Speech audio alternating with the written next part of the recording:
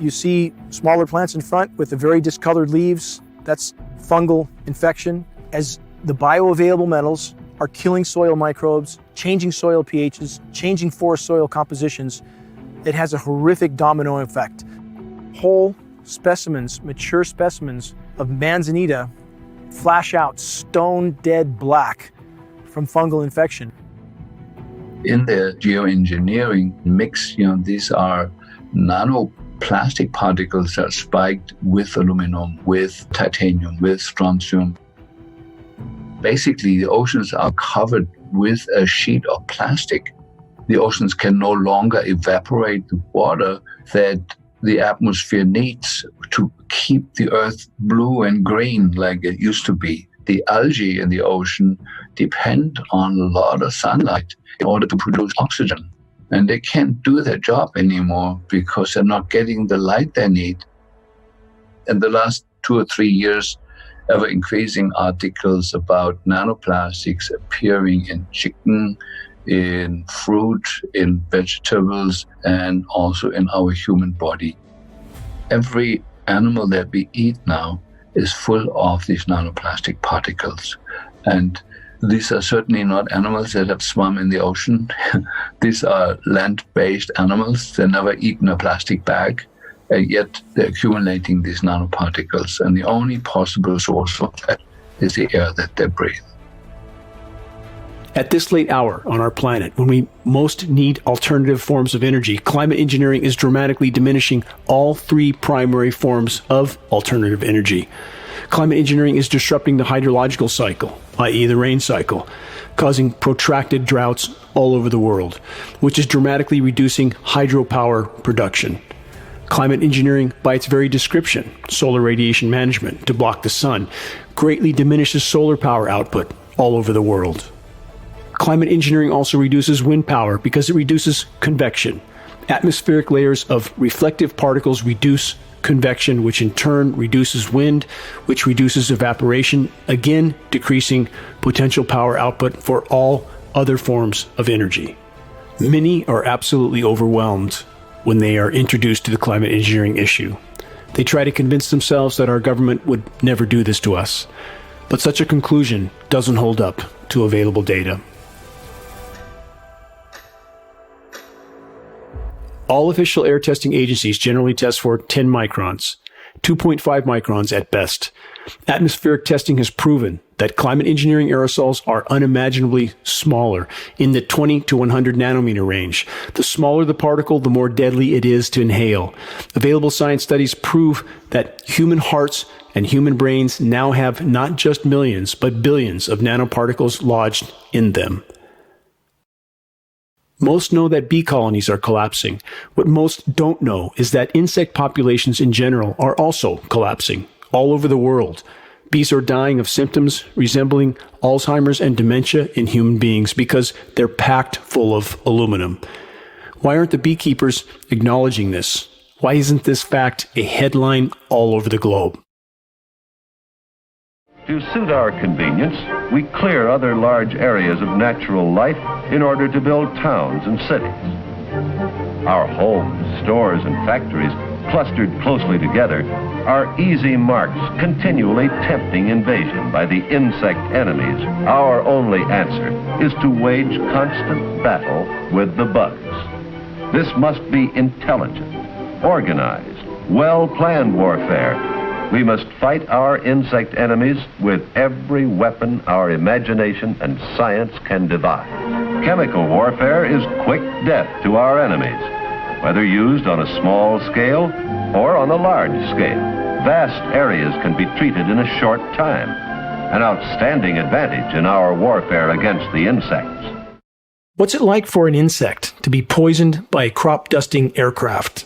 Don't we all know? Is there any difference whatsoever between crop-dusting insects and the global climate engineering spray operations that have long since contaminated our entire planet and every breath we take? How can we avoid this? Answer, we can't. You can make very high quality, and do this in just a jet in a very simple way, make high quality alumina particles just by spraying aluminum vapor out, which oxidizes. And implementation decisions will be risk to risk decisions. The risk of doing it against the risk of not doing it. It's very good to have research on new applications of technology that are beneficial. But it should be balanced at the same time it's developed with the study of the adverse effects, if there are any. Now, as it happens, the Air Force conducted a study starting in 1993. It was called In Vitro Toxicity of Aluminum Nanoparticles in Rat Alveolar Macrophages. That's a real fancy way of saying testing the effect of aluminum nanoparticles on the white blood cells in the little air sacs in your lung, the alveoli. And what they found in this 8-year study was that these particles, when you're exposed to them long enough, it suppresses the ability of your white blood cells to defend you from airborne infections coming into your lungs. And so essentially by breathing this material in, your immune system is dramatically suppressed. If we can't breathe, if we can't inhale without sucking up highly toxic, bioavailable, bioaccumulative particulates that lodge in our systems like a plaque, elements like aluminum, barium, strontium, elements that are highly toxic in and of themselves, but when combined become exponentially more toxic. 70% of nanoparticles that are already within us are introduced to our systems through just respiration. So we breathe them into our nose, the ethmoidal sinuses then collect them, they can migrate to our frontal lobe through the olfactory nerve, and there they can generate reactive oxygen species and cause brain damages of different type. Everything we know at present suggests that generation of reactive oxygen species is the cause of aging, cause of almost every disease that we know. Certainly dementia, but other diseases as well. A lot of the nanoparticles, not all of them, but a lot of them have metal ions. Metal ions are potent generators of reactive oxygen species. When you have nanoparticles in the body, they are small enough so they go everywhere. There is no barrier to them in any part of the body. They cross the blood-brain barrier, they cross cell membranes. They're even more reactive or can be more damaging than virus particles. We have natural defenses against viruses. We have no natural defenses against nanomaterials. And again, they never leave our system. They don't die, they're not cleared. We don't produce antibodies against them. So we are exposing humanity to a class of materials that will continue to damage biological tissue for the lifetime of that organism. The Japanese developed a blood washing method called apheresis that was used for reducing cholesterol and fats from the blood. And then a brilliant German toxicologist came along and modified this procedure where he could not only wash out the blood, but also the plasma from the connective tissue, which is a much deeper look into the system. The entire blood volume and plasma volume is put through a filter system several times and filters out anything that's toxic. And with this method, it's the first time you can actually measure body burden, or how much is in the entire body. And as it turns out, nanonized aluminum is by a factor of roughly 100 times, 94 to 120 times more prevalent than any other toxin, nanonized aluminum. And we know that we absorb aluminum very poorly by eating it. That cannot be the possible route how we get toxic. The only way that we can get these high levels of aluminum is through inhalation or through injection. This was a big wake-up call. To let the evolvement of a program impact my grandchildren, even my children, not necessarily the immediate years for myself, is a very personal concern to know how it will flow down through the elements of the family. I often find that those who question actions of the government often don't want to get involved until it directly affects them. If you look up into the sky, this is directly affecting you. If you have a family, your children, your wife, your husband, your extended family members, your animals, this is directly affecting all of us. How can so many claim that governments and militaries around the world would not spray chemical and biological agents on populations when there are literally hundreds of historically documented cases of such operations occurring in recent decades. Many biological warfare experiments were officially used to test the range and dispersal patterns of aerosol, particulates, and biological agents. In the United States alone, by 1977, 239 open-air biological tests had been conducted over unknowing U.S. populations. Tests were conducted throughout the 20th century, many of which took place concurrently with the covert ramp-up of climate engineering operations. We are expected to believe that this experimentation was benign and not connected to the climate engineering operations, just as is the case with the ever-increasing exposure to microwave transmissions all over the world. Many of what we are told are only cellular communication towers have power supply inputs that are 10 times larger than what is needed for communications purposes. The compounding synergistic toxicity of these operations is accumulating inside all of us. What makes us sensitive to Wi-Fi and to the electromagnetic radiation in general is the metals in our body. And we never used to have aluminum in our mitochondria. The aluminum in our mitochondria makes the inside of the mitochondria resonant with Wi-Fi, and they start heating up, and it starts destroying the mitochondrial DNA at a very, very rapid rate. And so it's really the synergy of the metals dispersed in our body and the Wi-Fi making our body a resonant antenna with the Wi-Fi environment. And of course, you know, we're going now from 3 or 4G to 5G with the ever increasing amplitude of energy that's delivered into our systems. This is one of those life or death choices. But we're not just talking about my life or your life.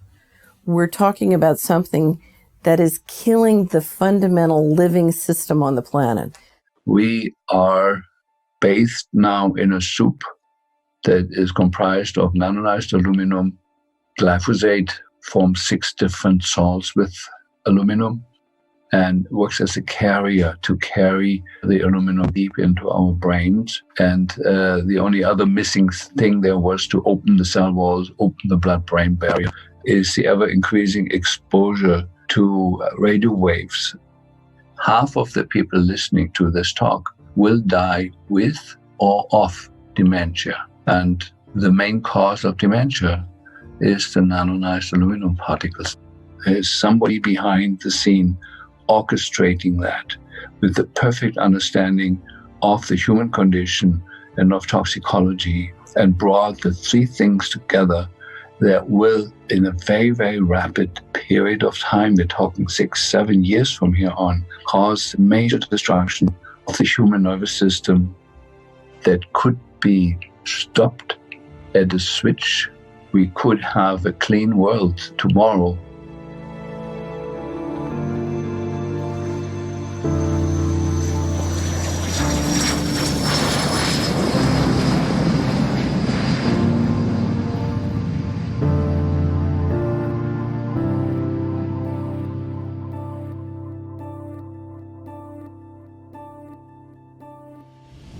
We need to come together for all of humanity to address this issue. And I think that the only way to do that at this point is a legal approach and to present all evidence on both sides, the evidence that we are collecting as independent scientists and the evidence that already exists in those laboratories where these materials are produced and deployed. Colleagues of mine, they don't really accept this yet.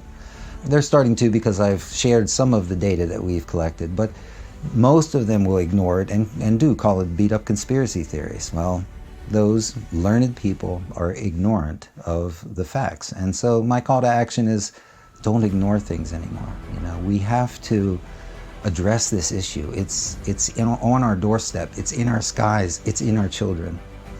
We have to do something. If the ongoing global climate engineering, weather warfare operations are not brought to light and to a halt, allowing the planet to respond to the damage done, it will never be able to find a new equilibrium, an equilibrium that may yet allow it to sustain life into the future. Exposing and halting climate engineering operations is the great imperative. They are disrupting virtually the entire web of life. I think we need to enlist the support of commercial airline pilots, as well as calling back and bringing these subjects up with our House and Senate members in the U.S. Congress. I think it's going to take that kind of action to get this geoengineering exposed, find out what's behind it and why they are doing this. In my life, I have friends, family, wonderful people who are trying to stay within the official reality on the theory that they'll be safer. And the reality is, if you look at where this thing is going, better we deal with it now. It's like cancer. It's only going to get worse. The data is what's going to change people's mind. So you need to be able to draw it out, get the reports available, and get publicity on what the conclusions are so that people believe it. It's not just someone raising a subject that has no validity.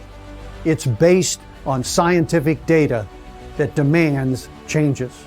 We've gotten to the point where the mystery is so expensive, spiritually, psychologically, financially, legally, that the time has come to say is, who's really doing this and why are they behaving this way? And I often wonder, do any of those people, behind the scenes, fearing reprisal, are they looking into this? There is data out there. Who's going to bring it forward?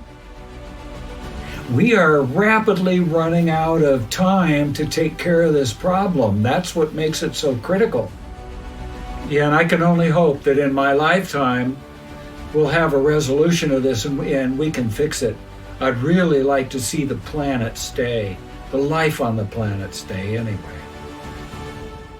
How do we stop climate engineering? I'm asked this question so often. The only way forward in this fight, the only way we can expose and halt climate engineering is from the inside out. With a critical mass of awareness, a level of awareness so vast that it causes a shockwave around the world, so that populations all over the world know what their governments have done to them without their knowledge or consent. A level of awareness so vast that our military brothers and sisters and their families understand what they are really a part of, literally self-extermination. We must reach a critical mass of awareness. It is the only way we can expose and halt climate engineering processes, and this effort will take all of us. You cannot change anything when you are dead. When you are dead, it's always gone. So as long as you are alive, do something, I would say. I do trust human ingenuity and human intelligence, and I think we still have a chance, but things are far more serious than the general public is aware of. The song is going to be over very soon if you don't turn things around. We have a system full of great pain and great suffering and great poverty, and people sort of walking around in the dark playing bumper cars. It doesn't have to be.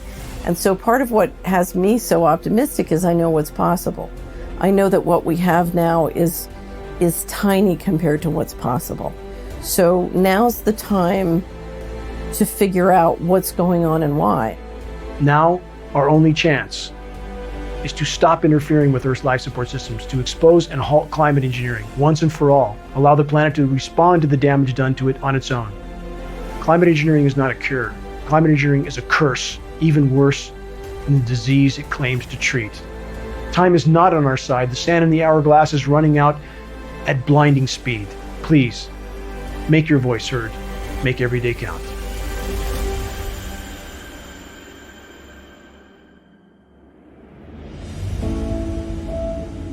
Please forgive me if I ran for a moment on the memories from my former life, my life before the last 20 years of my desperate attempt to sound the alarm. I spent so much time on or near the ocean. I got my scuba certification at age 14. Being below the waves was always an escape to another world. A world that still made sense. A world in which I often felt I wanted to remain. And I feel so fortunate to have seen and experienced life below the surface of the sea in numerous parts of the world. In the waters off New Zealand, Australia, in the South Seas, Fiji, the most remote locations in the Sea of Cortez, the Gulf of California. But the vast majority of my diving sabbaticals were around all the shores of the Channel Islands off the coast of California. And how incredibly miraculous and thriving were the once expansive kelp forests there.